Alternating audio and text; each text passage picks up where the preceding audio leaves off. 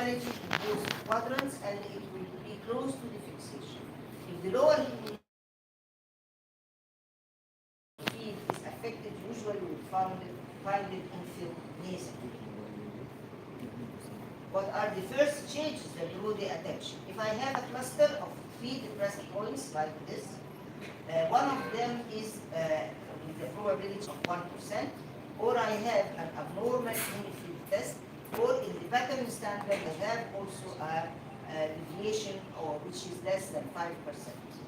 We'll see in details. These are early defects. We describe early defect because mean deviation is less than -6. And I have about 1 quadrant of the field with points which are significant, below 5%, and there is no point adjacent to the fixation. When I describe modeling, it's from -6 to -12. I have about a hemifield affection and no point adjacent to the fixation less than 0, which means I have no absolute point at the fixation.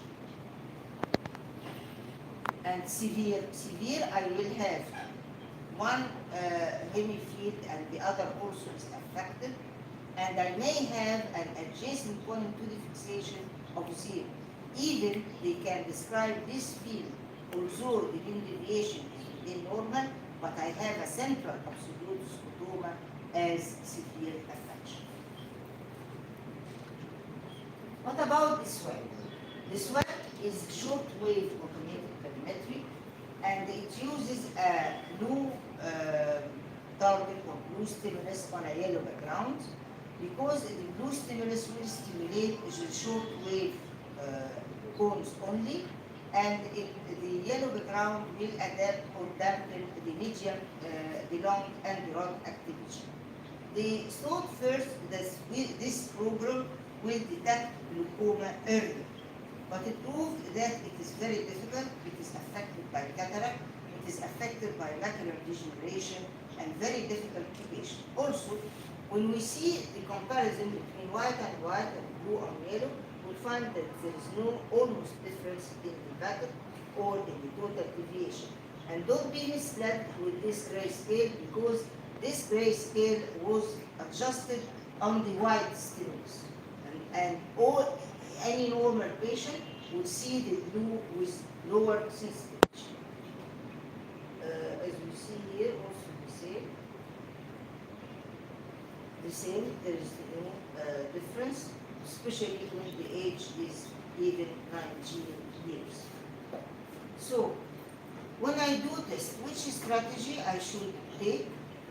When studied subjects are defined as glaucomatous or suspects or normal, based on their optic disc appearance, we can get the standard test, CETA, or the full stretching SWAT. So it's much easier to have the standard automated perimetry using the CETA program. SWAT tests are longer, more affected by cataract, and more challenging for patients. So the recommendations is to use SAP as the standard for visual field testing, and use CETA standard is better than CETA fast, but we can use CETA fast for screening.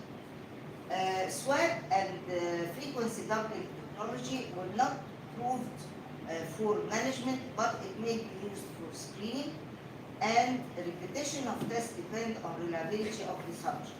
But follow-up needs at least a third exam. The evaluation of progression. Ihab, if you feel that the lecture is too long, tell me. والله احنا مستمتعين جدا يعني enjoying very much. How can I evaluate the progression in this field? The progression in the field is a modification inside the thickness. What is this means? It means that I can see the mean deviation in any test strategy, and when the mean deviation is diminished, this doesn't mean that the field is 100% affected or progressed. Why? Because there may be some little fluctuation in some points, but not affecting the mean deviation. So we should look for another way for progression, what we call the event analysis. The event analysis means what?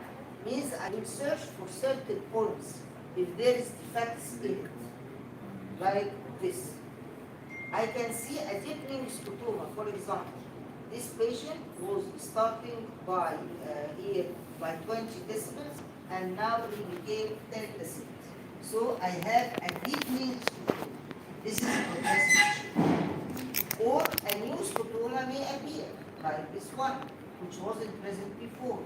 So this is an event analysis.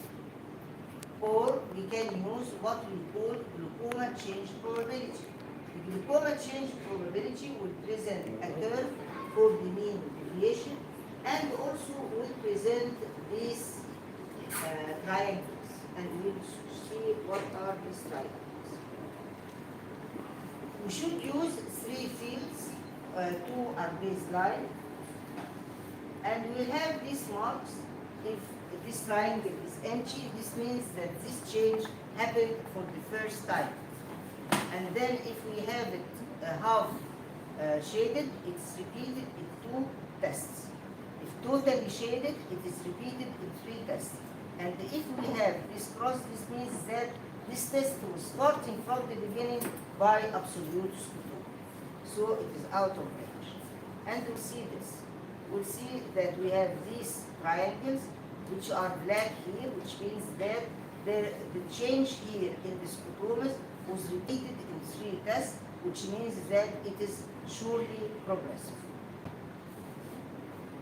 And we'll have this report about possible progression.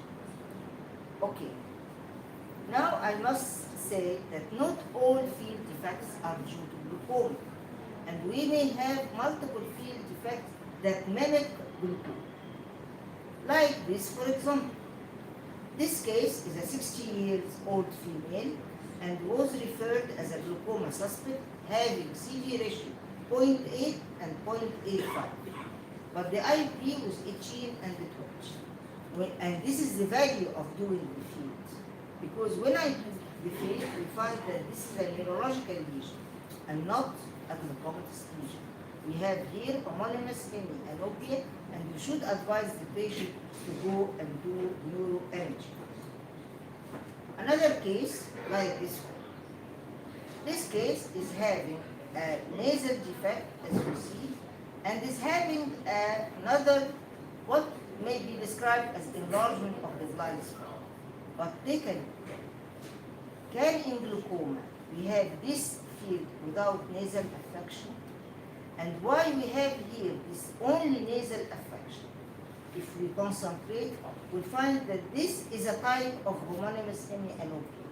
And it happens only in cases of posterior right occipital lobe infarction. This patient was referred for neuroimaging, and we find that he has right occipital lobe infarction because it is a left homonymous hemianopia. في النيورو دايما بيبقى زي الهيميبليشيا، يعني when there is a left hemiplegia يبقى right lesion. نفس القصة كده. If we have a right homonymous يبقى left lesion, left homonymous يبقى right lesion. This case, for example, was diagnosed as primary open angle, and it is diagnosed as advanced glaucomatous defect. But if you notice here, yes, this patient may be glaucomatous, but he developed something respecting the vertical meridian, and this means that this patient has a neurological lesion. And when he was referred for neuroimaging, we found that he has a right parietal lobe infarction. This female patient was complaining of increased intracranial hypertension, and as you see, we have field defects which are typical to glaucoma. We have an upper nerve bundle defect or arcuate, we have a lower starting arcuate, we have even a nasal step. But this patient is having papilledema. So the papilledema can give you enlargement of the blind spot, can give you nasal defects, and can give centrocecal defect, And if I have absolute nerve bundle defect, this means that this is a post-papilledema defect. I hope I wasn't so ambiguous for the field. شكرا جزيلا.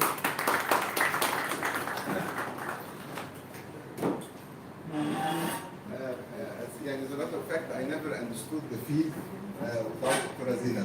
She's always trying to simplify and magnify the benefits يعني. فأنا بشكر حضرتك على introduction comprehensive يعني for the assessment of the visual field.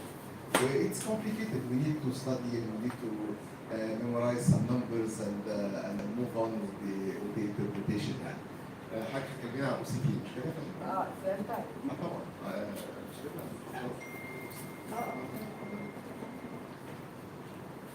So we're moving on with the OCT, which I think is as important because the correlation between the structure and the function is important in assessing any patient with glaucoma as well. ودايما هنستمتع بحضرتك وزير. اتفضل. We always have this question. Do I have glaucoma? And this is a very difficult question. Glaucoma depends is the diagnosis on the optic neuropathy, on structural affection of the retinal nerve fiber layer of neuroretinal ring, and we now go for the OCT to confirm what we have seen clinically. But there are three key points in the diagnosis of glaucoma. First of all, the detection of early glaucomatous damage and its progression, and then the structural and functional tests are important in assessing the early damage and progression, and the retinal ganglion cell damage can occur before standard tests and detect a function loss in vision. So the OCT or glaucoma analysis in OCT will depend on analyzing the optic nerve head map for the cup area, the rim area, and the retinal nerve fiber layer, or the ganglion cell complex. In the OptiView instrument, it's 3 layers: the nerve fiber, the ganglion cell, and the dendrites. In the Zeiss instruments, it's 2 layers: the ganglion cell and the dendrites for the inner plexus. And we have the retinal nerve fiber layer thickness, the Disney rule, and we have the 3G optics. This is the way the instrument take the peripapillary area, and it's the way to take it for the optic nerve head map. We should know always that the centralization is very important, because if it's fully centralized, example 2 inferior, we'll have loss of the inferior retinal nerve fiber layer, because as we go away from the peripapillary area, the retinal nerve fiber layer decreases. And if it is moved upward, we will get a superior affection. The importance of seeing the proximal brain opening, we can adjust this circle, sometimes manually, in order to get a good, as you see here, and we'll have the circle in order to get a good centralization and marking of the proximal brain opening, or I get wrong results. What we will have, sometimes in some instruments, we will have like OptiView, we'll have 12 sectors of measuring of the retinal nerve fiber layer. We have the upper and lower, and we have other quadrants, and we have the curve in the what we call the double hump curve for the why, because we have the superior and inferior are the thicker areas for retinal nerve fiber. We also may measure the ganglion cell complex, as we have seen, these 3 layers, and it will be expressed like this. A color-coded map for the value, the thickness in numbers, or a color-coded map to highlight the affected areas, like this black area with decreased thickness, or a color-coded map for the significance. When it is highlighted in red, this means that it is significantly affected. The primary target for damage in glaucoma is the retinal ganglion cells. But the number of ganglion cells in a normal eye can vary from 750,000 to 1.5 million. And so there must be a loss of majority of ganglion cells in order to have a defect. So what is important is the progression. And we will say this word every time here, that the progression and follow-up is much more important than the first images. This is with normal ganglion cell complex, and this is another one with deviation, as we see here, and we see that it is highlighted in red because the superior part is affected, and in yellow because the inferior part is border. This is an example of a case of asymmetrical affection, and as we see that we have the ganglion cell complex is affected at the inferior part, which gives me a field defect like this. Another one, we have here affection that is going with the field defect.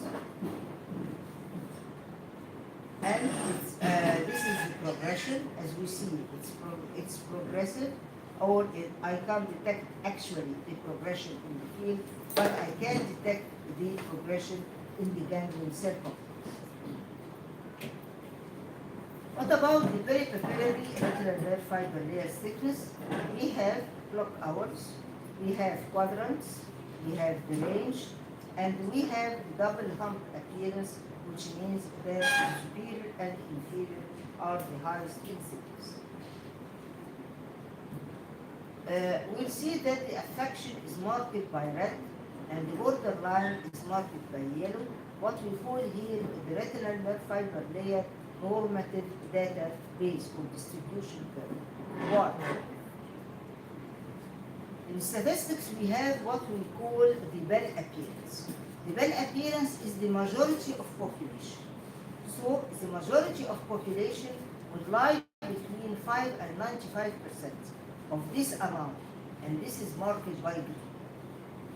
If the thickness is below this majority of population from 0 to 1%, it will be marked in yellow and then red. And if it is higher than this 95%, it will be marked in white. So this is the normal distribution curve, and that's why this word is put in normal distribution percentiles. This is a case with advanced field defects in the left eye, more than the right eye, and if we see the ganglion cell complex, we find that it is very well matching these defects. And also the retinal nerve fiber layer thickness is affected here in red, with large cup, poor ring area, much more than this eye.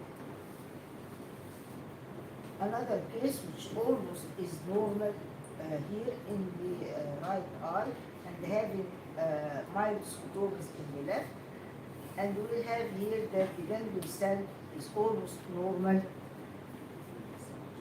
is almost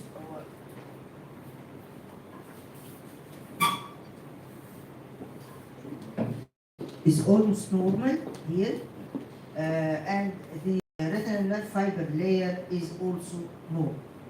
Then, if I have this defect now in the inferior part, and I have this field defect, I have matching structural and functional affection, and I'm relieved, yes, this case is glaucomatous, especially that he has the affection in the inferior part.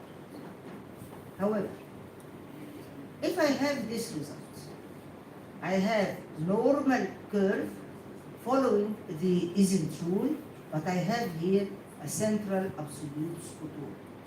What the structural damage didn't precede the functional damage. So we'll have the question. Glaucoma visual field loss is not corresponding to the retinal nerve fiber layer defect. Why? Because sometimes 1 clock hour is too wide for detection of a localized loss. Yeah, which means what? I may have a localized loss in this quadrant, but it is very small that cannot be detected by the large area of measurement. Also, retinal nerve fiber layer defects not always result in reduction of thickness. There may be defects, but it doesn't affect the thickness. And I have also the normal variation in normative data. That's why when we choose an instrument OCT, we should look for the amount or the number of cases that were used for the normative data. The less the amount of these cases, the less liable the comparison between the normative data. Again, the order of glucomatous damage may vary from patient to patient. And also I had an age decay of the retinal nerve fiber which differ from patient to patient. Sometimes the effect of blood vessels on the retinal nerve fiber thickness will give me higher thickness than expected. And the most important thing also that this hyperreflective superficial area that the instrument marked as retinal nerve fiber layer, it is not a true retinal nerve fiber layer.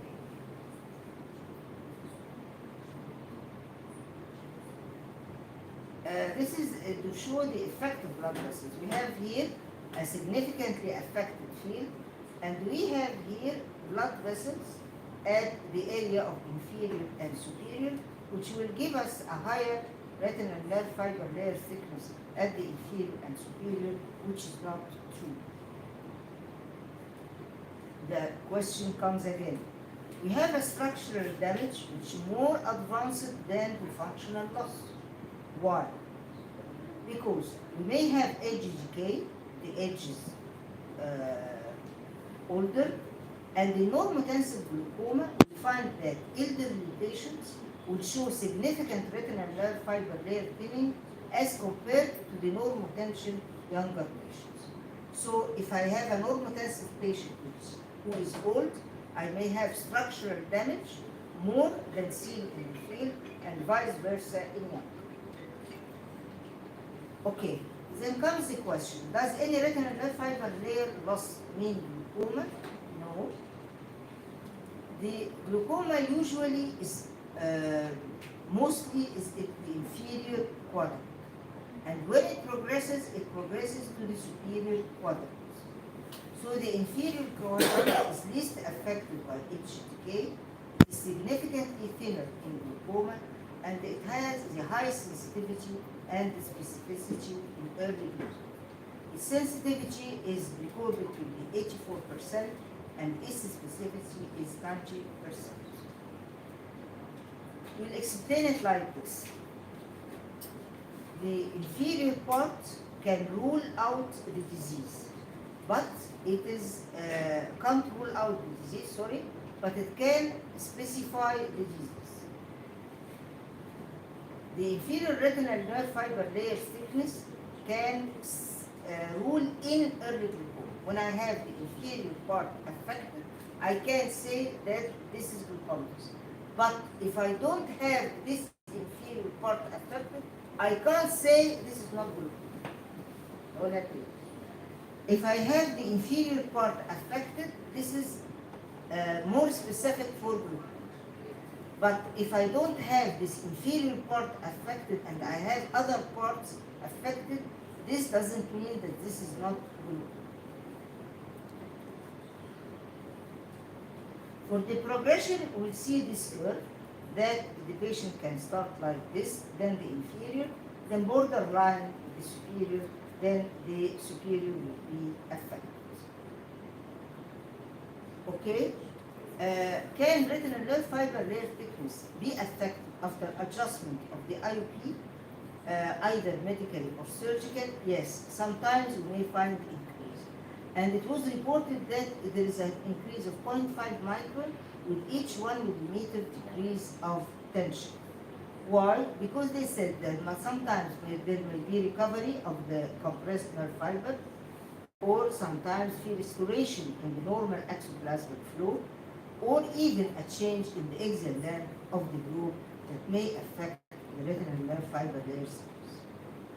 So we should always have another baseline after surgery. What about the numbers? We found that if I have the retinal nerve fiber layer thickness in the lower part less than 92 micron, this is B is a glaucoma.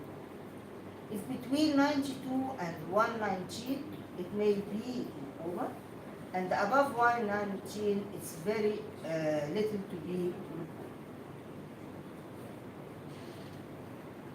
So, for the early detection of glaucomatous optic nerve damage in ocular hypertensive patients, before the development of visual field loss, we should look at the neuroretinal limb. We should look at the optic cup size in relation to the optic disc. We should look for the segmentally affected retinal nerve fiber layer affection and localized defects or disc hemorrhages. What about the role of OCG-A, which is the trend these days? The OCG-A depends on the blood supply of the optic nerve head. And we know that the optic nerve head is supplied by the central retinal artery, supplying the superficial layers of the optic nerve head, and the posterior ciliary arteries supplying the deeper layers, the prelaminar, the lamina tuberosa, and the retrolaminar region. So the rationale of using OCG-A depends on different types of optic neuropathy, like glaucoma or ischemic optic neuropathy, or hereditary optic neuropathy may be caused by disorders involving the posterior ciliary arteries.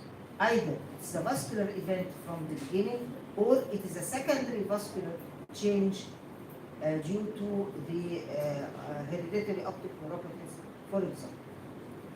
The OCG-A will detect the microcirculation and will have these images and giving vascular density for the optic disc itself and the peripapillary area like this, which is normal with normal values, and giving also thickness of the retinal nerve fiber layer. Or maybe moderately affection like this, we see low areas of low vascular density and lower numbers like this. What is the value of using OCG-A?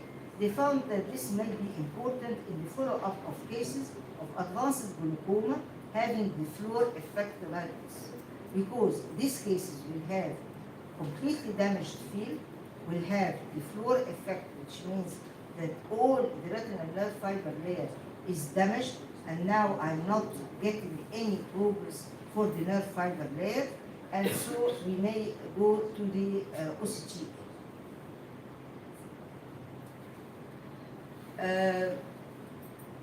In order to interpret also, we must take care that we won't any patient who is having this green, as we see, green zone, shouldn't be considered normal, because I may have the progression and still in the green zone. So the progression here is very important. For the progression in OCG, we'll have what we call the event analysis, that I will examine each sector alone and see how much it is decreased every time. And I have the trend analysis, which is the curve, and the curve I see that it is decreased in the follow-ups also.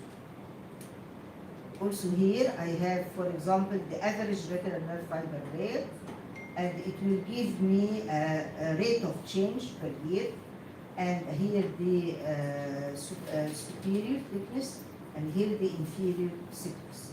And it can highlight if it is a possible loss, likely loss, or possible increase. This is a follow-up for the ganglion cell complex. As we see, there is a trend analysis and there is an event analysis. So we can now see how can I monitor glaucoma progression by OCG. The first retinal nerve fiber layer parameters for diagnosis and progression. If there is a decrease in the average by 5 microns, this is significant.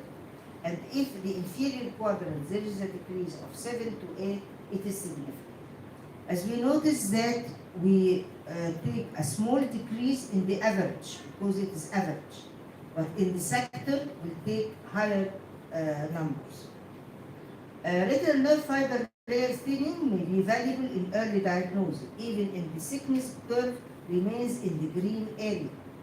And so we should still monitor for progressive thinning, what we call the green disease.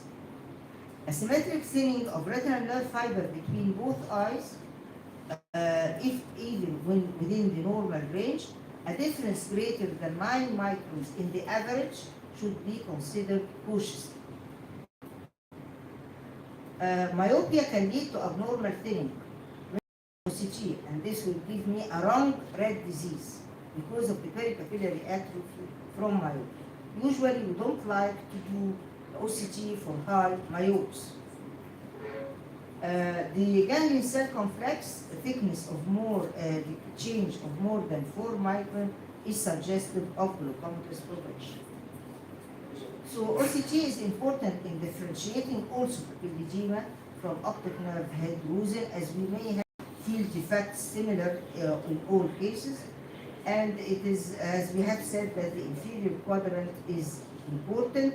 And in the reverse, we may have some disease called superior segmental hypoplasia, which will give me atrophy or affection of the superior sector, and the inferior sector is not. Also, as this case, and in papilledema also, we should look for the OCT to differentiate. Of course, clinically it is evident, but we will see that we do field in order to diagnose it. Now, this is a plan how to deal with patient with suspected open angle glaucoma. If we have an open angle, we should do gonioscopy first in order to rule out secondary glaucoma. And then, if you have a raised IOP above 22, we should do central corneal thickness. And then, if we have disc changes and visual field, this is a primary open angle glaucoma, and we should do follow-up by visual field and OCT. If we have definite disc changes and normal visual field, we call it pre-perimetric glaucoma, and we should use a visual field strategy for early diagnosis and continue follow-up with OCT. If we have normal optic disc and visual field, this may be ocular hypertension, and this will go again for visual field strategy for early diagnosis and OCT. If I have a normal IOP with disc changes and visual field defects, the IOP is above 21, it may be primary open angle glaucoma again, and we go to visual field and OCT. If less than 21, may be normotensive glaucoma. However, we should always do investigations to rule out other causes affecting this patient. The guidelines for glaucoma investigations are as follows. Central corneal thickness to determine a risk factor and adjust IOP. UBM or anterior segment OCT to confirm the primary open angle glaucoma, diagnose the etiology of angle closure or because of failed surgery or secondary glaucoma. Optic disc photography. Visual field for early diagnosis, follow-up, especially in advanced cases, and to rule out other neurological conditions. OCT for early diagnosis, follow-up, but not in advanced cases or myopes. OCTA for follow-up, especially in advanced cases and no potential glaucoma. Follow-up schedule should be followed with the same test method. يعني ما ينفعش أعمل follow-up. I was doing 24-2, for example, and then I'll follow up with 10-2. It must be the same exam and same instrument. Baseline, then repeat the follow-up within 3 months after baseline, and then up to 4 times in the first 2 years in case of high-risk progressions every 3 months, and repeated annually for ocular hypertension. Thank you.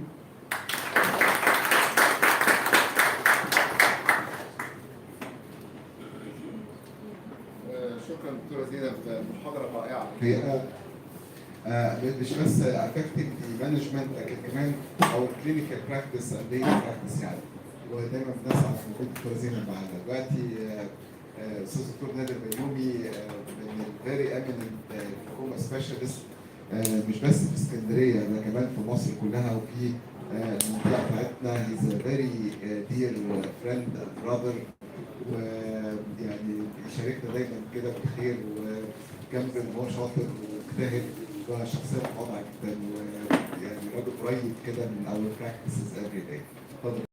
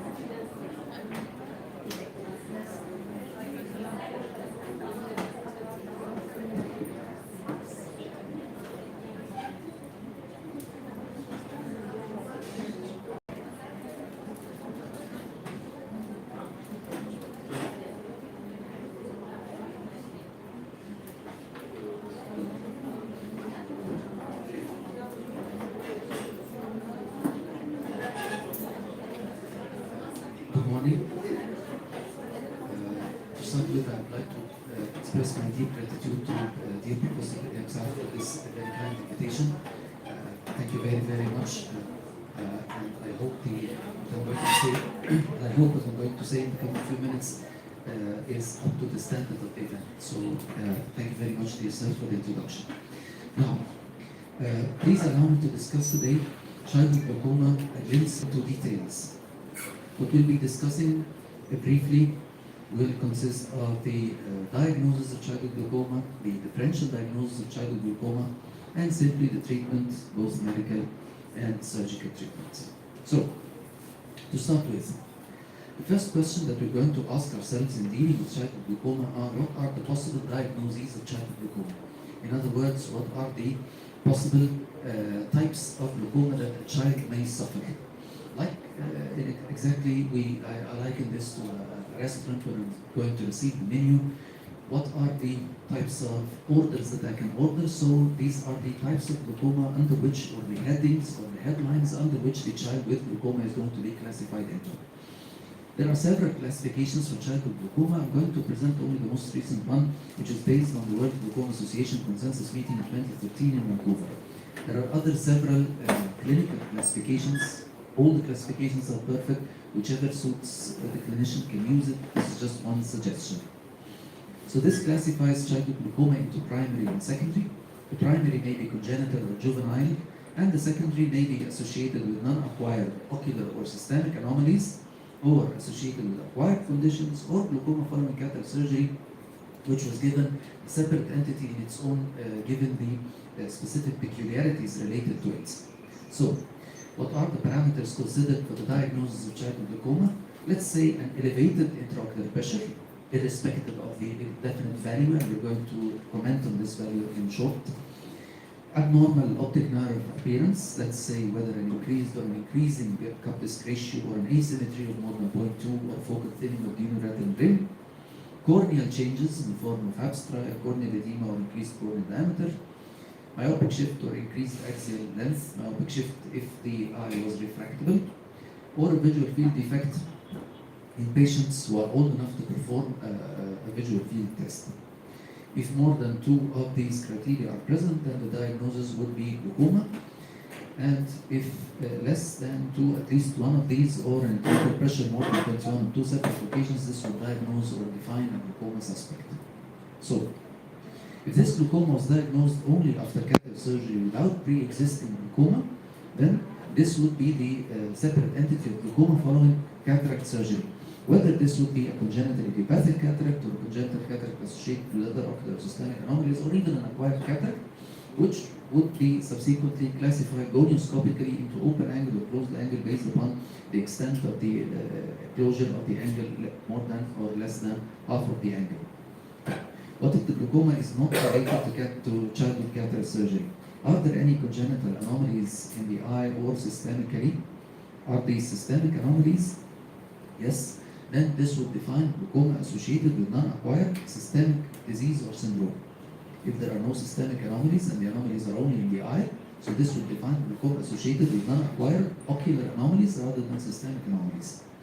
If there are no congenital anomalies, whether ocular or systemic, the next question would be, is there any history of any ocular or disease condition in the eye that is known to cause secondary glaucoma, whether trauma, uveitis, steroid use, tumor, retinopathy, prematurity, or whatever?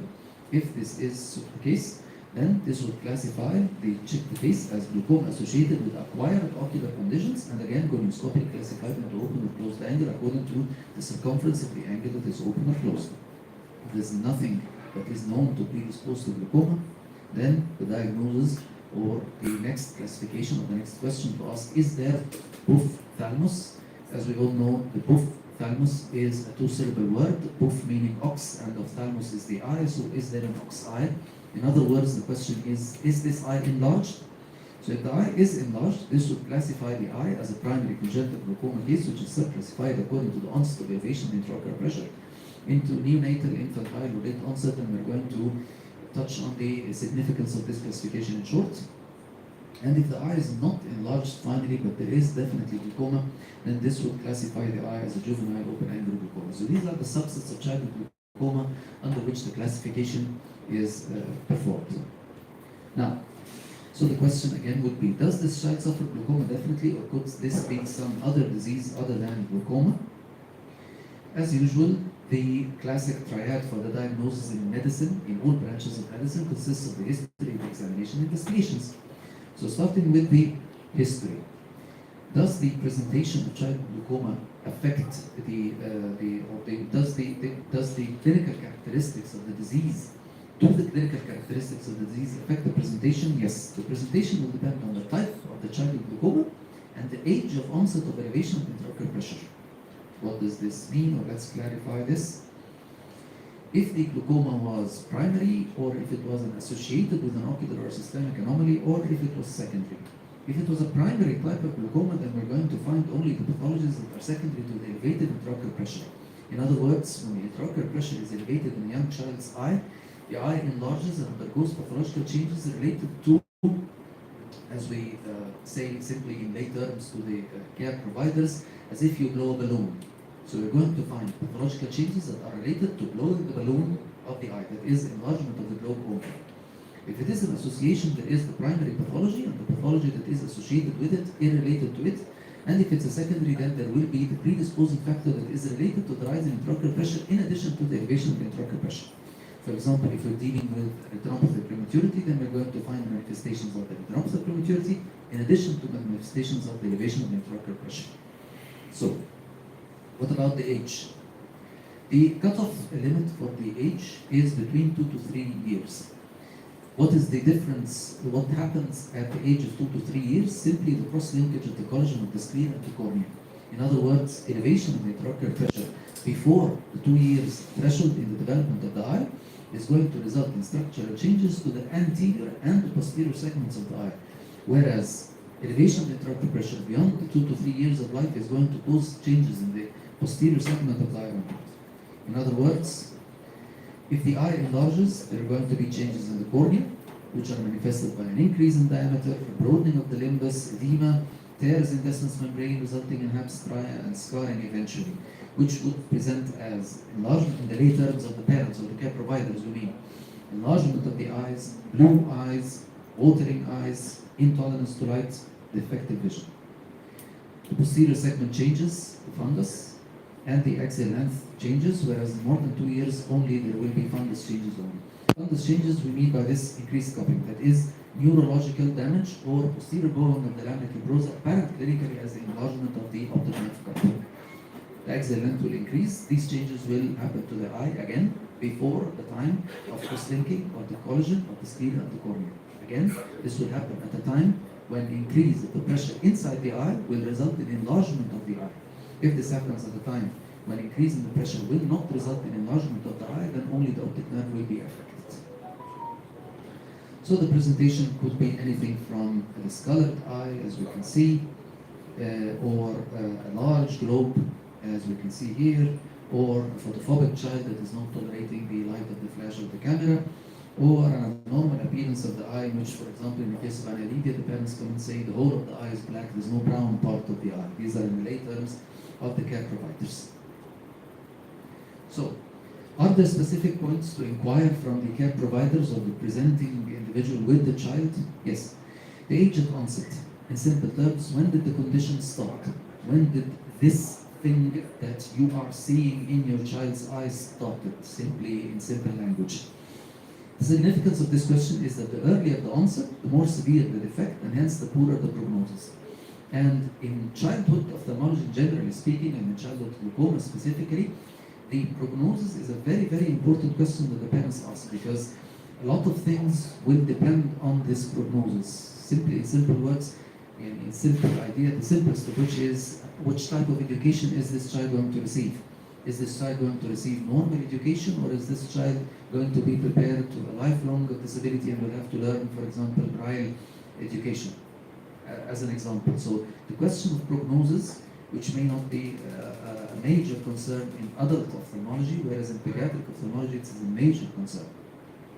Second importance is that if the onset of this condition occurs beyond the 2 to 3 years limit, there will be no enlargement of the globe, and hence the presentation is similar to that of an adult onset glaucoma, and the condition may very well be missed by the parents. Another important question is the mode of delivery. Was it a forceps delivery, in which case there will be the differential diagnosis of a cloudy cornea due to birth trauma by forceps? If forceps delivery is still applicable, maybe applicable in some parts of the world, if not replaced by CS nowadays. Was there any history of trauma to the eye? This might raise the possibility of the presence of corneal ulcer, which might explain the photophobia, the watering and clouding of the cornea, and would be not due to elevation of the intraocular pressure. And one very, very important question, which is the course of this thing that you as care providers are noticing. This thing or abnormal thing that brought you to the ophthalmologist, is this thing the same as the very beginning when it started, or is it getting better, or is it getting worse? The significance of the question is that glaucoma is a progressive disease. Any course that is stationary or regressive is at least not glaucoma, or at least not glaucoma requiring treatment. But this is with the history. What about the examination of the child with suspected glaucoma?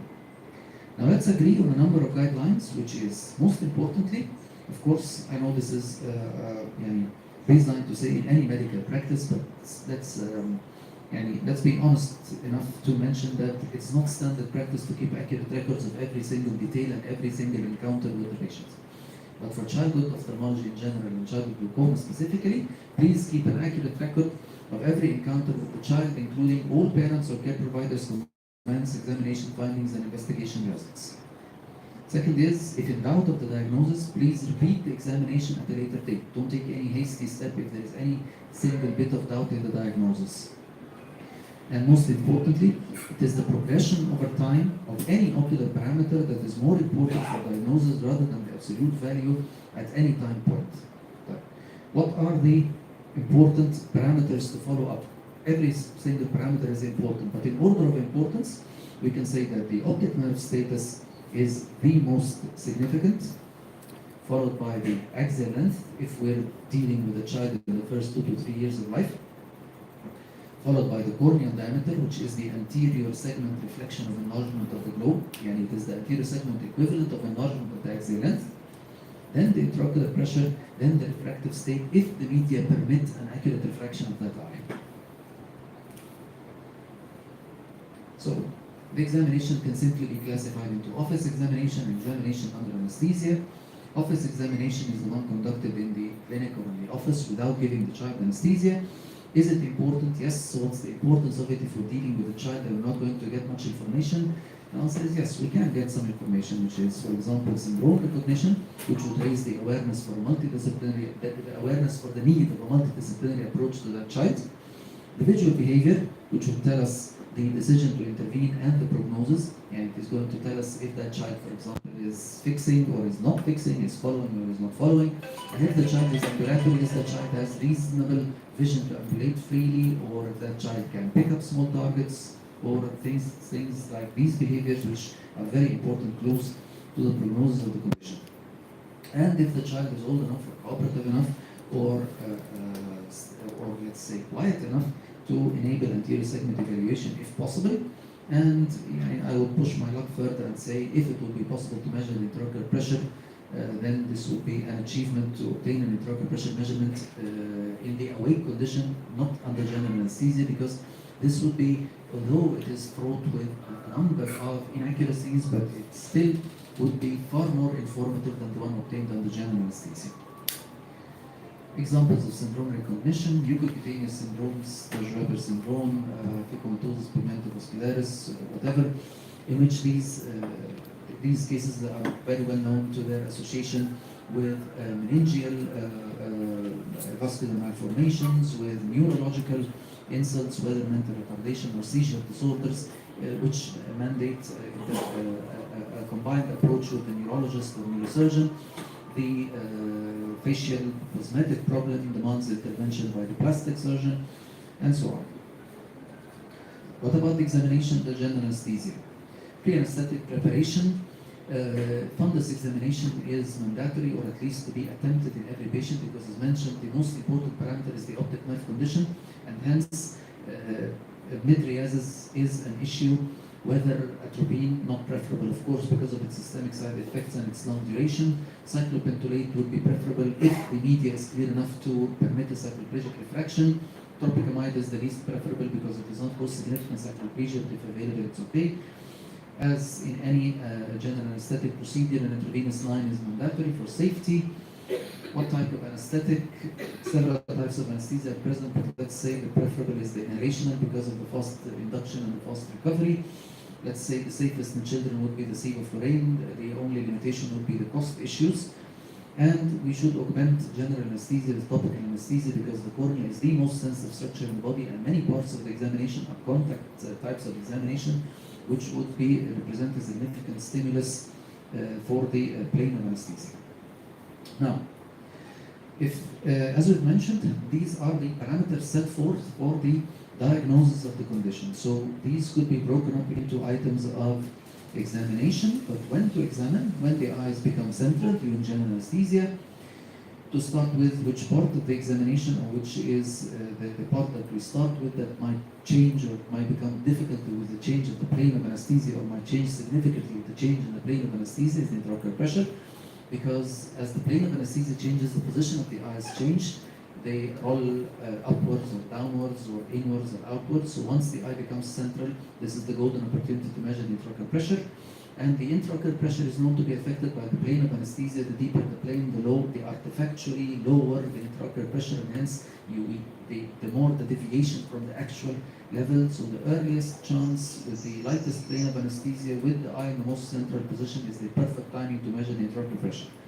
Then what's the whole of the anterior segment with all details, and then the posterior segment, and then whatever other procedure that is going to be performed. But we break up these examinations into the intraocular pressure, the cornea, the fundus, the refraction, and the axial length. So, a few comments on each of these parts of the examination. So to start with, the intraocular pressure. Most important is the timing the measurement once the eye becomes central in position during general anesthesia. Standardize the tonometer and the timing of measurement. Although applanation tonometry remains the gold standard, yet if that was not available, or let's say if it was not consistently available, then the most important is to standardize the timing of measurement and the type of the tonometer, and preferably in the patient's records, keep a record of the type of tonometer that was used to obtain that measure, be it up to the indentation Schiotz tonometer. If this only, that only the Schiotz tonometer only was available, it's okay, but just keep it the same and use the same Schiotz tonometer that we're using for the same patient every time of examination. Because standardizing the machine would simply result in a reproducible error. Again, standardizing the machine and the timing of measurement and the plane of anesthesia would result in a reproducible error, meaning that the measurement, the absolute measurement, the isolated absolute measurement in that instance is deviated from the actual. Definitely true, and we definitely do not know what is the actual. But this deviation, if it is maintained in every time of examination, this will be far more accurate than adding to it the variability in the type of tonometer, in the timing and the plane of anesthesia at which the IOP was measured. So try as much as you can to standardize the tonometer and the timing of measurement. The normal value of 15 millimeters mercury is a very arbitrary value, because the evidence-based values have been quite variable according to the age, according to the plane of anesthesia, according to the anesthetic, according to the type of tonometer that is used. So there's no one-size-fits-all for the number of normal intraocular pressure under general anesthesia. So this 15 millimeters mercury is quite arbitrary. That is why the importance or the significance of the intraocular pressure was not top of the list in evaluation of the different parameters that are used for the diagnosis. It was not top of the list because of the significant issues related to the potential errors in measurement of the intraocular pressure. In cases with poor quality corneas, of course, we do not rely on the intraocular pressure, but rather on other indirect measures of the presence of the elevated intraocular pressure, like the cornea and the axial length, as the parameters were mentioned. This is just an example of the Perkins tonometer, which is the gold standard. Now the next would be examination of the cornea. The best to examine the anterior segment is with a portable slit lamp. We all know that this, again, the issue of cost might be an issue, so what other alternatives are there?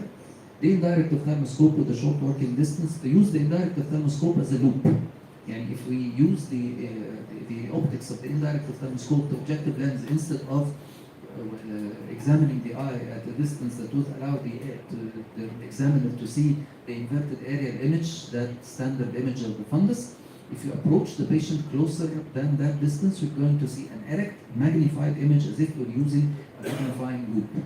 This is a significant help for the examination of the anterior segment if the portable slit lamp was not available.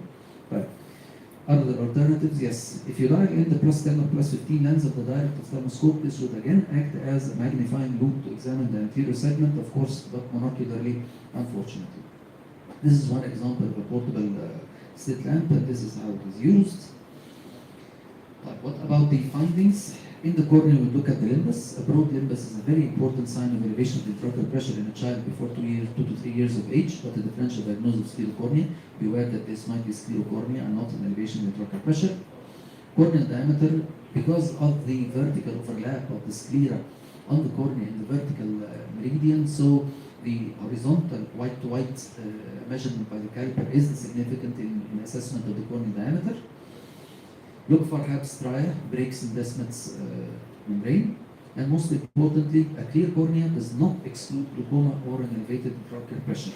Again, although a hazy or a cloudy cornea or corneal edema is the most common presentation for childhood glaucoma in our region of the world, yes, yet a clear cornea does not exclude glaucoma or an elevated intraocular pressure.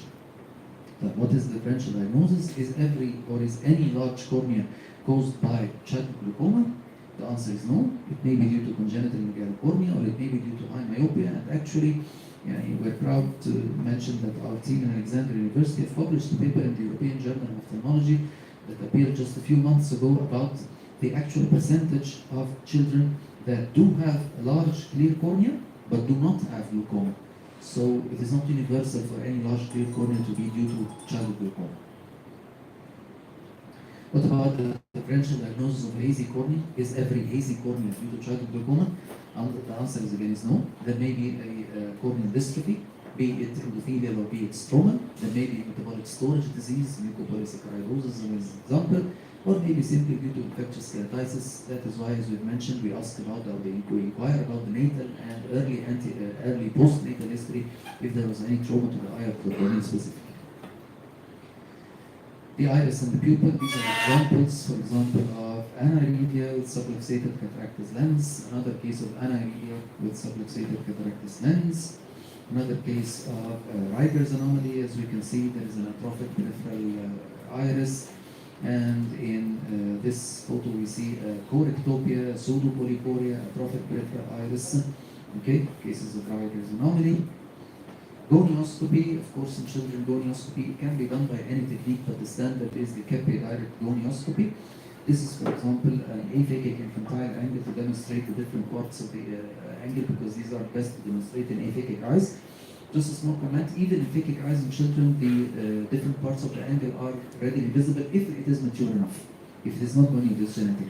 So you can see the Schwab design with the regular meshwork, sclerospur, ciliary body, and the iris in this aphakic eye. Now the next would be fundus examination. Fundus examination, we look at the optic disc and the background retina. For the optic disc, the same evaluation that stands for adults, which is the color of the new retinal ring, whether pale, hyperemic, or normal, the borders blurred or well defined, the cup disc ratio, and it should be enlarged if it is the cause is glaucoma, and beware of other conditions in which optic nerve anomalies may mimic glaucomatous optic nerve affection, namely, or not mainly, but let's say, just to enumerate a few, the optic nerve coloboma, which is the most difficult to differentiate from glaucomatous optic nerve coupling, optic nerve, congenital optic nerve pit, Roman-Glory syndrome, just to mention a few here. Now, what about the third part of the triad, which includes the investigations? The investigations include in this diagnostic workup the refraction of the axial length. So, if the media is, or if the media are clear enough to permit refraction, then a shift towards myopia would be found in glaucomatous eyes. But beware that, generally speaking, in measuring the state of the refractive error of the eye, most of the literature refer to a moderate degree of myopia. Not a very high degree of myopia is not standard. About the axial length, of course, we all know axial length of A-scan parameters. The B-scan and the UBM are another the investigative tools that are used in cases of childhood glaucoma. B-scan ultrasonography is mandatory in all cases with hazy media with no or poor visualization of the fundus, and it provides data, of course, about the vitreous, the retina, and the optic nerve. I dare say that there are techniques in the professional and really skilled sonographers can actually evaluate the optic nerve cupping by the B-scan ultrasound. I would not assume that I'm experienced in that issue, but I know sonographers that are really experienced and they can do a B-scan and tell us the amount of the CD ratio affection in that specific eye.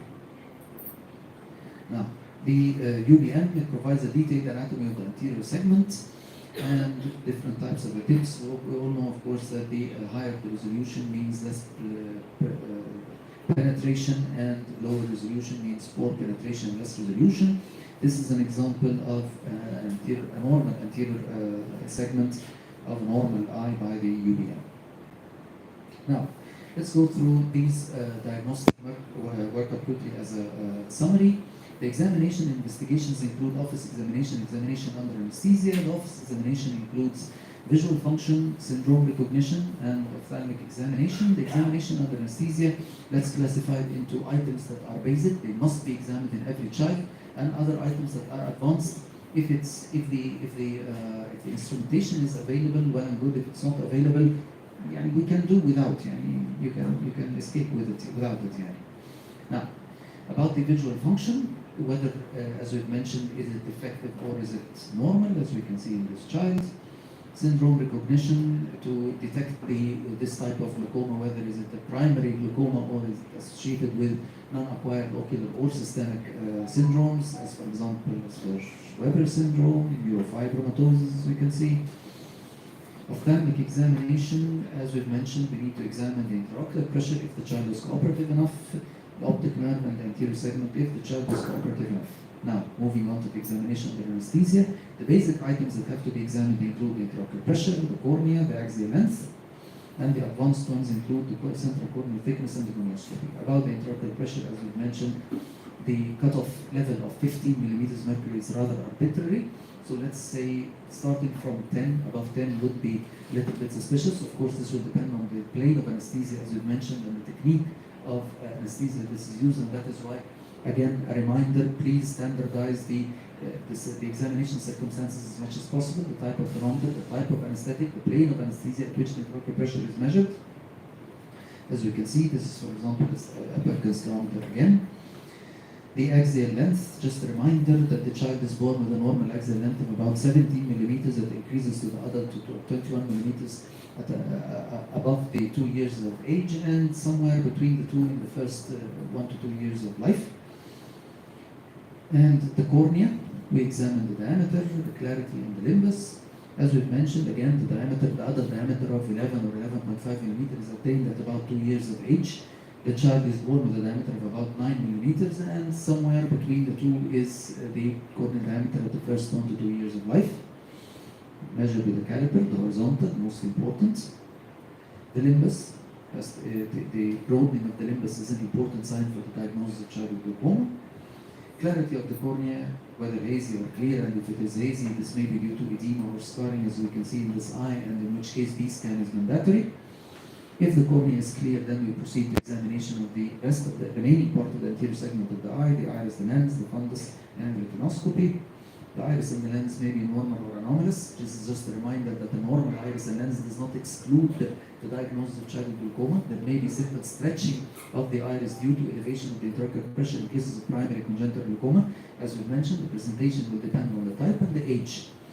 According to the type, if it is a primary, then we're going to find the pathology that is secondary to elevation of the intraocular pressure only, with no other pathologies. In other words, the pathology that is resulting from enlargement of the globe only.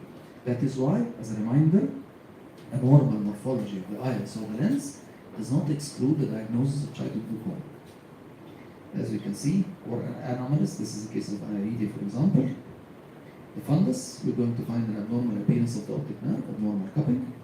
And retinoscopy, the child may be emmetrope or ametrope. Again, emmetropia does not exclude the presence of glaucoma, and as we've mentioned, ametropia in most of the published reports is not high, and the average is about -4 diopters feet or spherical equivalent. But now, what about the features or the parts of the examination that are, I would dare not say luxury, but if the instrumentation would permit it, this would be an addition definitely. This would be the central corneal thickness, and all three possibilities are there in childhood glaucoma, maybe thin, maybe normal, or maybe thick. As we can see, a thinned cornea of about 490 microns, or a thicker cornea of about 694 microns, or 700 microns. Both probabilities and even a normal thickness is possible and does not exclude the diagnosis of glaucoma. So, to sum up, what we've mentioned is that the diagnosis of childhood glaucoma, like the diagnosis of adult glaucoma, is a puzzle in which all the pieces must fit in, including the intraocular pressure above normal value, a larger axial length for age, an abnormal cupping for age, and most importantly, progression over time. This is the most important parameter in the diagnosis of any type of glaucoma, as Professor Zainab stressed.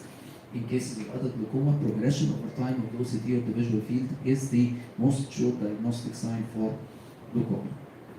Now, again, just a reminder of the general guidelines that we've agreed upon at the very beginning. All parameters of the examination have to be considered as one unit and weighed in the diagnosis and evaluation of the case. If in doubt of any diagnosis, postpone any decision and recheck again, and again, and again, and I don't get bored from repeating this phrase. It is the change of any ocular parameter that is more important as an indicator of disease progression rather than the absolute value. It is the change over time. So finally, we usually faced with the situation in which either we face a delayed correct diagnosis, for which successful treatment may result in damage reversal, mostly, in the face of a hasty, wrong diagnosis, possibly wrong, which might result in unnecessary treatment resulting in lifelong damage. This is to demonstrate the importance of, again and again, if in doubt of any diagnosis, postpone intervention, re-examine, make sure of the diagnosis before any intervention. Now, next part of the talk is the treatment of childhood glaucoma. If I'm exceeding my time limits at any time, just please take a break. Okay? Fine. Let's start with medical treatment in childhood glaucoma. Now, let's all agree that childhood glaucoma is a surgical disease. Several options are available for surgery, but medical therapy still has a role. So the question is, when should we use medical therapy in pediatric glaucoma, and most, or maybe more importantly, when should we not use medical therapy in pediatric glaucoma? So let's check this. The initial encounter with the child, any child that is suspected for childhood glaucoma, the initial encounter may confirm the diagnosis of glaucoma by office examination or examination under anesthesia. So since this is the initial encounter with the child, and the first time for this ophthalmologist myself to see this patient, please stop all IOP lowering medications for 1 to 2 weeks before the examination. Again, if this ophthalmologist is seeing this specific child for the first time, then stop all IOP lowering medications for 1 to 2 weeks before examination. The result of the encounter will be either that the diagnosis of glaucoma is confirmed, or the diagnosis of glaucoma is still in doubt, or the diagnosis of glaucoma is excluded altogether. Right. If the diagnosis of glaucoma is confirmed, then the decision would be either to perform glaucoma surgery and the case is operable, or the case is inoperable. This child is not going to undergo glaucoma surgery.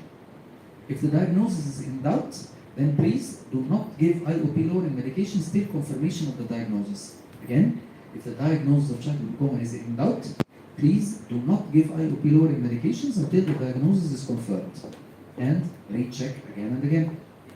But if the diagnosis of glaucoma is excluded altogether, then no surgery, no medical treatment, and no follow-up. If the diagnosis of glaucoma is confirmed, the case is operable, and glaucoma surgery is planned in the near future, that is a few days to, let's say, 7 to 10 days, or the planning of the surgery may be delayed a little bit. But if the diagnosis of glaucoma is confirmed and the eye is deemed inoperable, either this is the seeing eye but due to the very high risk or a very poor prognosis, or both, so it is deemed inoperable for these causes, or this is an unseeing eye in which palliative treatment only is needed for pain in the form of cycloplegics or steroids. If the diagnosis of glaucoma is confirmed, the eye is operable, the operation is going to be planned in the near future, that is a few days, 7 or 10 days. If goniotomy is going to be performed in a clear cornea, or a procedure other than goniotomy, that is, in other words, the corneal clarity is not an issue in the decision for surgery for this eye, or the eye is, the condition of the cornea is important because the decision is taken to perform a goniotomy and the cornea is cloudy.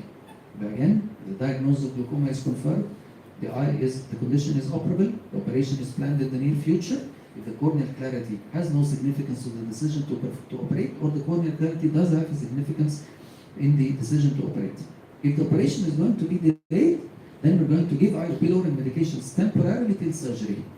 But the diagnosis of glaucoma is confirmed, the eye is operable, but the timing of operation is going to be delayed, either due to, for example, bad general condition of the child, logistic issues related to the consumables, to the OR situation or whatever. Then at that time, we give IOP lowering medications temporarily till surgery. The diagnosis of glaucoma is confirmed, but the eye is inoperable, and if it's a seeing eye, then we're going to give IOP lowering medications, but permanently, not temporarily, and maintain constant follow-up.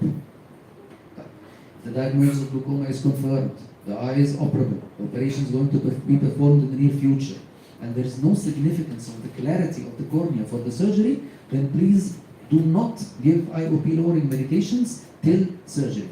Why? Because a full globe, or let's say, I dare not say, an intraocular pressure that is within the normal or above the normal range, facilitates lamellar dissection according whatever type of surgery is going to be performed. In other words, in simple language, in surgeon language, the dissection of the scleral flap during the surgery is facilitated by full globe. A low intraocular pressure makes the dissection of the scleral flap first not possible, or let's say difficult, and the quality of the partial thickness of the lamellar scleral flap is not good in a low tension. Whereas, if the diagnosis of glaucoma is confirmed, the eye is operable, the operation is planned in the near future, but a clear cornea is mandatory, then We give IOP lowering medications temporarily until the cornea is clear enough to permit the ab-internal procedure or a goniotomy. Another issue is if the diagnosis of glaucoma is confirmed, then please, in very young patients, infants or a few days old with poor general condition, do not give IOP lowering medications for fear of the poor general condition of the child or the very young age or the small size of the child. Always remember that there is a systemic absorption of all eye drops that are instilled locally in the eye. And the systemic absorption results in distribution of the active ingredient over the total body surface area of the patient, be it a child or be it an adult. But in an adult, the body surface area is huge, so the systemic effect induced by the dose of the drug that is instilled in the eye is relatively minimal, relatively. Whereas this same amount in the body surface area of the child is very significant, very, very significant. So please remember, during prescribing any topical eye drop to any child for whatever reason, be it glaucoma or whatever, the body surface area of the child and the significant systemic effects of that single eye drop that is instilled in the eye. So, now, let's enumerate what are the conditions in which we will use IOP lowering medications in a child. If the diagnosis of glaucoma is confirmed but the eye is inoperable and the eye is seeing and it is inoperable due to a very high risk or a very poor prognosis in which IOP lowering medication is given permanently. The second, if the diagnosis of glaucoma is confirmed, the eye is operable, the operation is going to be delayed, and the clear cornea is needed for an ab-internal procedure. Third, if the diagnosis of glaucoma is confirmed, the eye is operable, the operation is planned in the near future, and the operation is planned in the near future, and again, a clear cornea is needed, but this, in which case, the eye drops are used temporarily until clearance of the cornea. And if the diagnosis of glaucoma is confirmed and the eye is inoperable, a non-seeing eye, in which case palliatives, cycloplegics, and steroids are used just for the relief of pain. But when not to use IOP lowering medications, if the diagnosis of glaucoma is in doubt, if the diagnosis of glaucoma is confirmed, the eye is operable, the operation is planned in the near future, and there is no significance for clarity of the cornea in the surgery, and in very young patients or infants of very few days old or in poor general condition of the child in which the systemic absorption of the drug has a significant risk to the life of the patient, of the child. So, to sum up quickly, when should we use medical therapy? In preparation for surgery to clear the cornea to allow goniotomy if this is the procedure planned, to manage an accidental delay of surgery, and permanently after failure of all surgical procedures. Permanently if surgical intervention is not applicable in a seeing eye, as in a very high risk or in a very poor prognosis eye, or both, or permanently in cases of non-seeing eye. When should we not use medical therapy? Before confirmation of the diagnosis, before near-term surgery, as we've mentioned, if surgery is planned in the near future, a few days, 7 to 10 days. In very young patients, infants of a few days old due to the very small body surface area, and in poor general condition infants.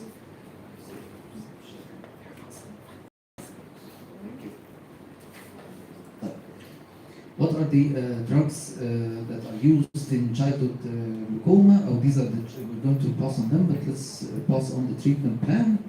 IOP lowering medications, the first line choice, the safest ones are the topical carbonic anhydrase inhibitors, meaning dorzolamide and brinzolamide, and beta blockers. These have stood the test of time, and there is very much experience in the published literature and in the practicing physicians about the use of beta blockers. So we check the intraocular pressure and the condition in general.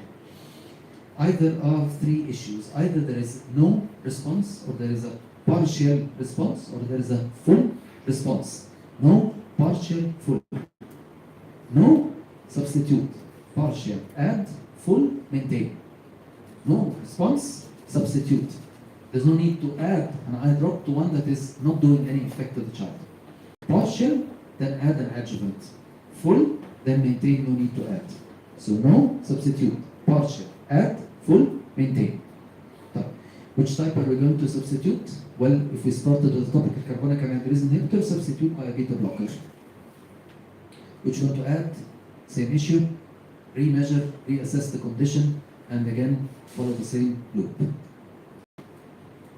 Evaluate the risks and benefits of the individual medications. Use the minimum dosage of medication to achieve a therapeutic effect. Monitor children for ocular and systemic side effects, and in general the percentage of responders to glaucoma medical therapy ranges from 20 to 30%, declining with time. A brief, small briefing about the drugs. Let's say beta blockers, the prototype is timolol, contraindications, any cardiopulmonary issues, and always remember, please, that children with childhood glaucoma is a congenital anomaly. Congenital anomalies usually occur in groups, and the presence of an associated cardiac congenital heart disease, I dare not say a common occurrence, but a potential occurrence with childhood glaucoma. So please don't oversee this small detail, big difference here. And neonates, of course, with extreme caution, and the recommendation is the once daily dose in the gel form. Carbonic anhydrase inhibitors, they are the safest, of course, and the recommendation is twice daily. Systemic carbonic anhydrase inhibitors are safe and well tolerated by children, but personally I do not prescribe them except in liaison with the pediatrician. I always prescribe them and I write a note, please consult your pediatrician first. And the recommendation, the dose is 5 to 15 milligram per kilogram. They've given in 3 divided doses. Prostaglandin analogs are again potential therapeutic options for childhood glaucoma patients, and most importantly, alpha-2 agonists are absolutely contraindicated in children, and we've had children that were accidentally prescribed these and ended up in the neonatal ICU, actually, really. And myotics or cholinergic agents, which are again absolutely contraindicated. So these two classes of drugs do not have a place for childhood glaucoma management. Okay. Now, final section, a few issues about the surgery. Okay. Stop me when it's time. Now, we're going to discuss just a few tips about the steps of TRAB with mitomycin C, combined trabeculotomy trabeculectomy with mitomycin C, and although I'm not a fan for non-penetrating bullets, I want to stop at a specific tip that is related to non-penetrating, not the non-penetrating surgery per se, as we're going to mention. Right. Preparatory steps. To start with, general anesthesia for childhood glaucoma surgery mandates a light plane of anesthesia. Again, just a reminder, we're going to make a lamellar scleral dissection. The section of the lamellar, the section of the scleral flap is again facilitated by full intraocular pressure or full tension. A low intraocular pressure, as the one induced by deep plane of anesthesia, results in soft globe in which the section of the scleral flap becomes extremely difficult. Not just an issue of difficulty, but an issue again of quality of lamellar dissection. It is it is virtually impossible to dissect the sclera in a single plane that is clean and neat in the presence of a soft globe. An addition of a topical anesthetic is important because again this augments the general anesthesia, which is required to be in a light plane. And of course, prepping the skin in the usual way with povidone iodine and 5% to be instilled in the conjunctival sac. This is almost standard practice, and adhesive draping again is almost standard practice. And forgive me, I'm just emphasizing these facts because in some areas these facilities are not available. A lid speculum that is specifically designed for children. The adult-sized lid speculum is not possible to be used because of the small palpebral fissure in childhood eye. And there are different, let's agree on the fact that filtering surgery in general is one of the most variable procedures that are performed in ophthalmology. In other words, let's say, if we the only way to do it. No, this is just one way of doing it, or a suggestion for one way of doing it. We rotate the speculum supranasal or supratemporal because one way of doing it is to place the surgery either in the supranasal or the supratemporal quadrants, not at dead superior, not at 12 o'clock. And subsequently rotate the microscope and the surgeon view to be sitting in a comfortable situation. If you're on the old school in filtering surgery, then you've probably heard of the superior rectus braided suture. If you haven't heard of it, thank you very much, and please forget that you've heard this sentence from this speaker. The traction suture is a corneal traction suture, partial thickness lamellar corneal traction suture, using a spatulated needle, be this 6-0 Vicryl or 8-0 silk. Both are possible, whichever suits you, just use it. Just make sure that the suture or the traction suture is not superficial enough, because this would cause cheese wiring through the cornea and it would slip during the surgery.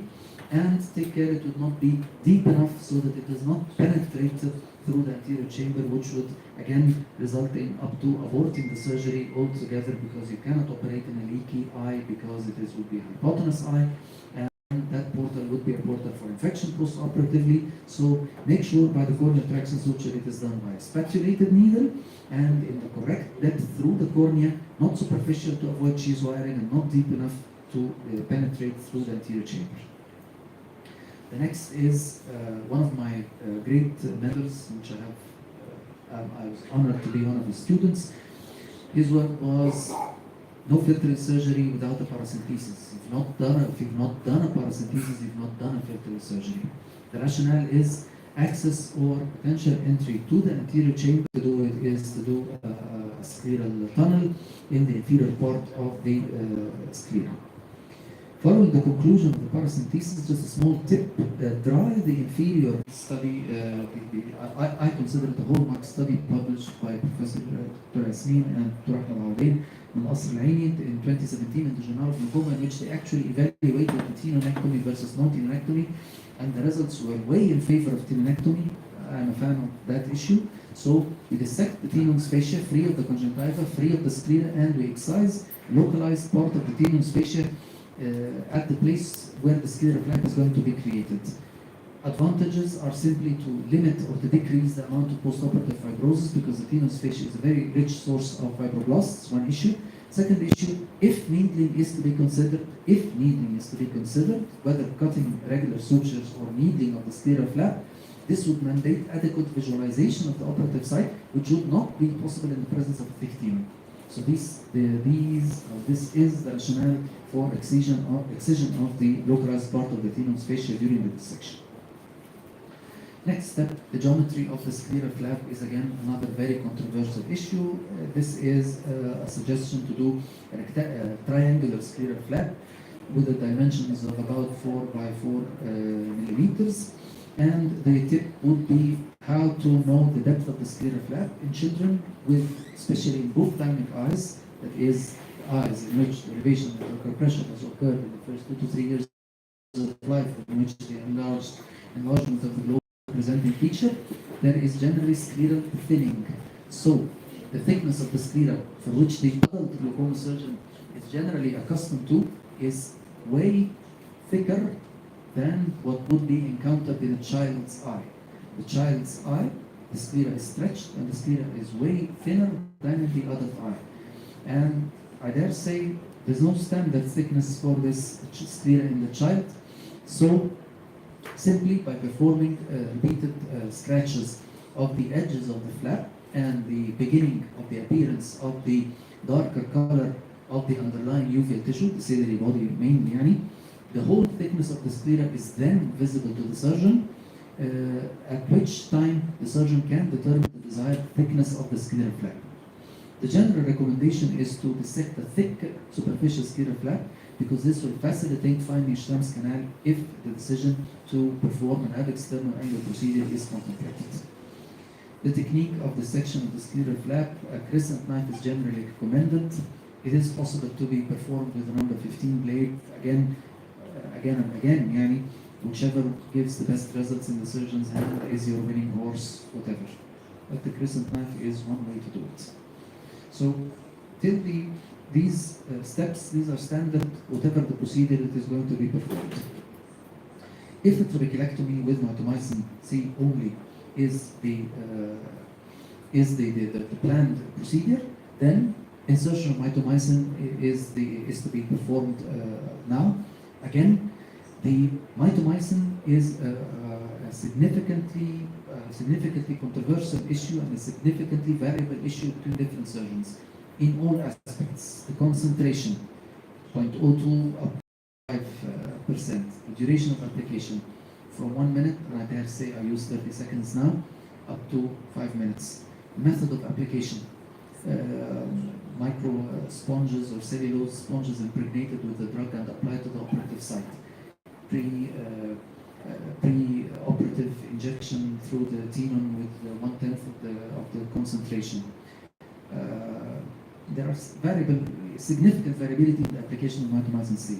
For the nth time, whichever works best with the surgeon is your winning horse. Again, just a small recommendation, in any procedures in which there is a significant variability in the technique, I would recommend a small tip for developing a learning curve is to standardize the parameters as much as possible. In other words, if in every procedure with every patient we change several parameters, we would never know the outcome was related to which parameter. So if you want to build a learning curve, make very little changes at a time.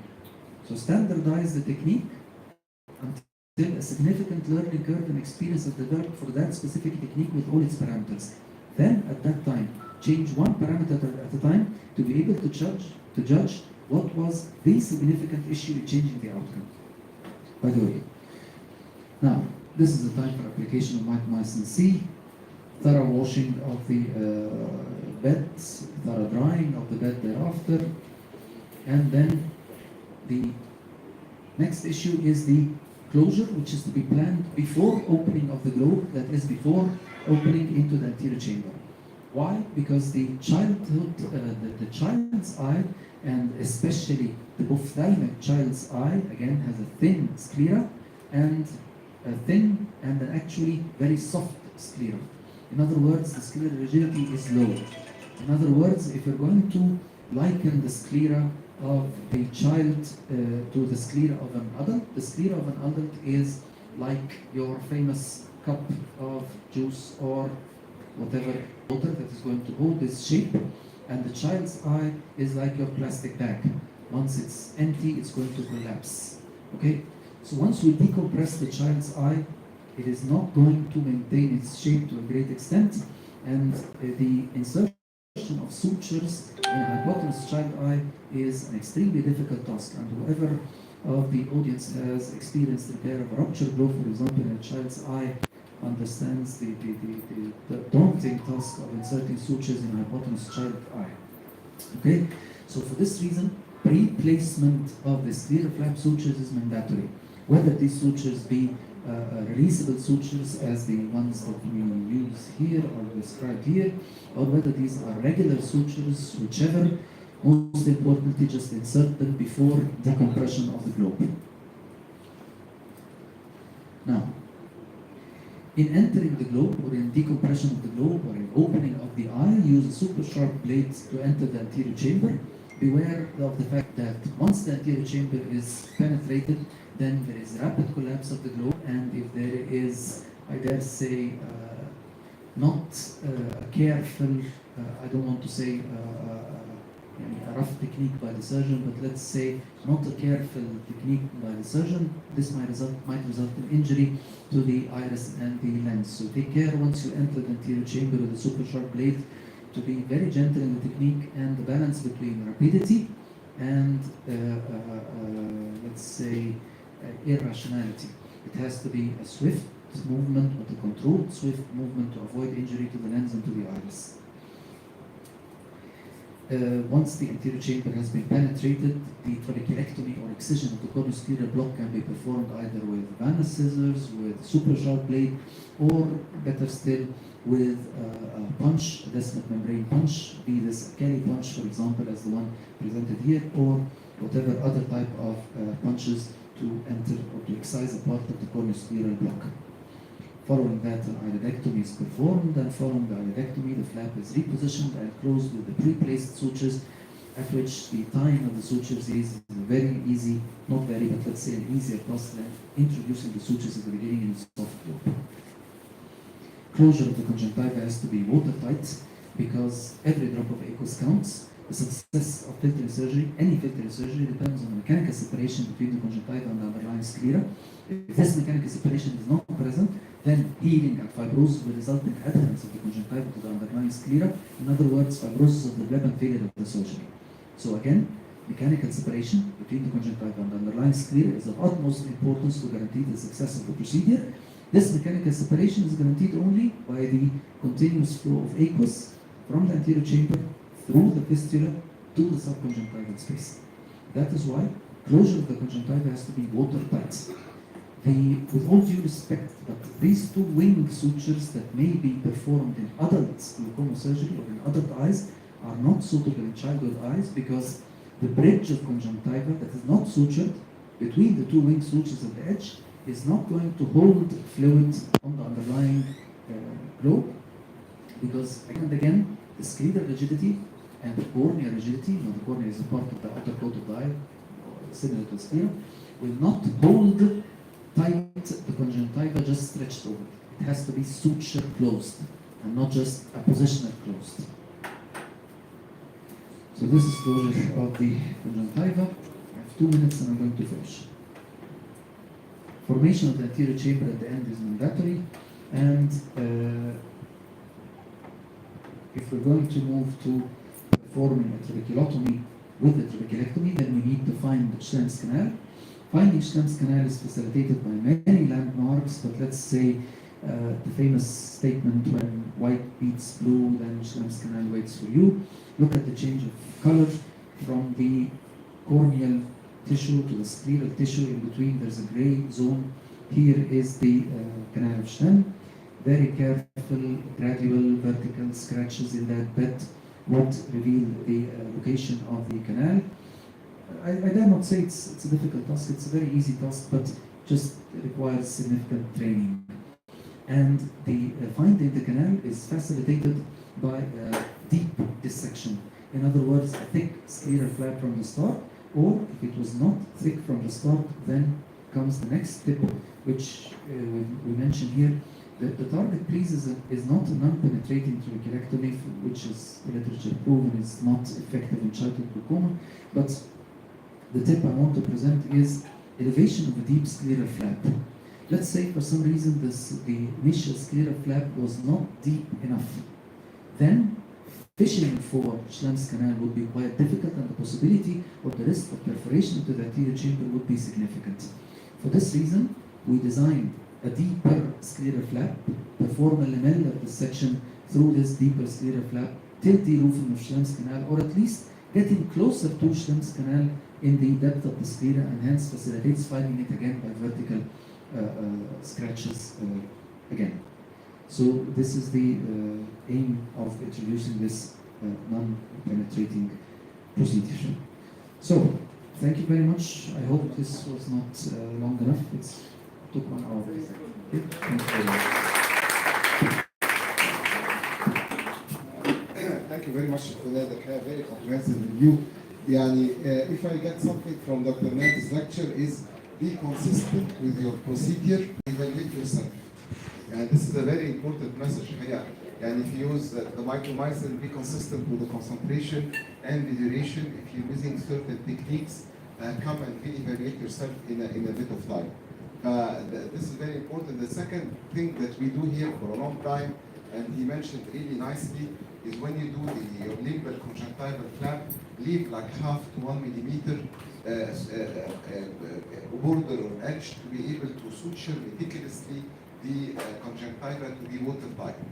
We don't have the round needle. Supposedly we should have a round needle, not the spatulated needle to close the conjunctiva like the vascular surgeons, but we don't have it. So this little rim helps in having a watertight, and we identify the tenon and the conjunctiva, and we manage each of them. These are like really, throughout the whole very oriented and targeted tips and tricks he gave to us, and these are really relevant things. So thank you very much again for coming and enjoying your presence. هناخد 15 minutes break وهنستمع للأخت العزيزة جدا على قلبي دكتورة ياسمين سيد she will walk us through the angle fusion glaucoma from A to Z. She gave us a very comprehensive review on angle fusion.